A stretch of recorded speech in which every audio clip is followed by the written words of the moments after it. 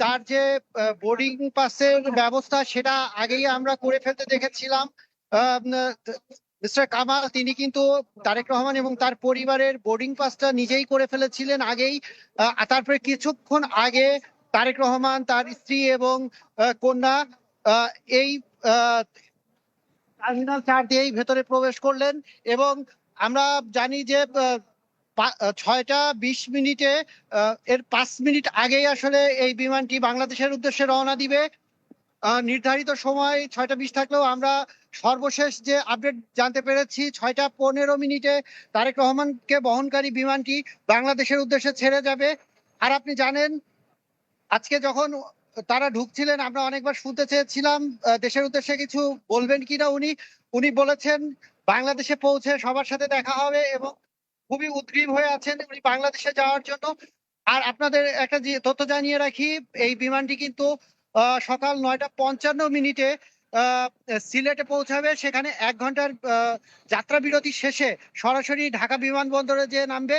এবং আপনাকে আরেকটি তথ্য জানিয়ে রাখি, সিলেট আন্তর্জাতিক বিমানবন্দরে অবতরণের পরে তারেক রহমান এবং তার পরিবারের 2 সদস্য তারা কিন্তু বিমানের মধ্যে অবস্থান করবেন। তারা বিমান থেকে নিচে নামছেন না, তারা সেখানে অবস্থান করবেন। 1 ঘন্টা বা 45 মিনিটের ছোট্ট একটা বিরতি শেষে নেতাকর্মীদের তথ্য মতে 11টা 45-এর দিকেই হয়তো ঢাকা আন্তর্জাতিক বিমানবন্দরে তারেক রহমানকে বহনকারী বিমানটি পৌঁছে যাবে।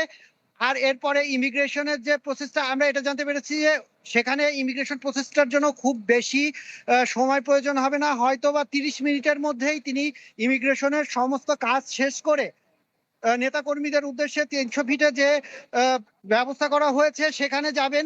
আর আমি আগেও আপনাকে একটা তথ্য জানিয়েছিলাম, আজকে বিএনপির পক্ষ থেকে সেটাও নিশ্চিত করা হয়েছে।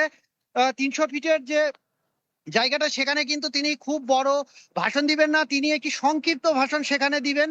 সেখানে সংক্ষিপ্ত ভাষণ দিয়েই মূলত তিনি সরাসরি চলে যাবেন বেগম খালেদা জিয়ার কাছে। সেখানে তিনি হসপিটালে সপরিবারে মায়ের সাথে দেখা করে বেশ কিছুক্ষণ সময় কাটাবেন। তারপরেই আসলে তিনি তার জন্য নির্ধারিত যে বাংলাদেশের বাসাটা ঠিক করা হয়েছে সেখানে যাবেন। অনেক ধন্যবাদ লিপটন কুমার আমাদের সাথে যুক্ত হয়েছিলেন যুক্তরাজ্য থেকে, হিথ্রো আন্তর্জাতিক বিমানবন্দর থেকে সেখানকার সবশেষ খবর আমাদের তিনি জানাচ্ছিলেন। তারেক রহমানের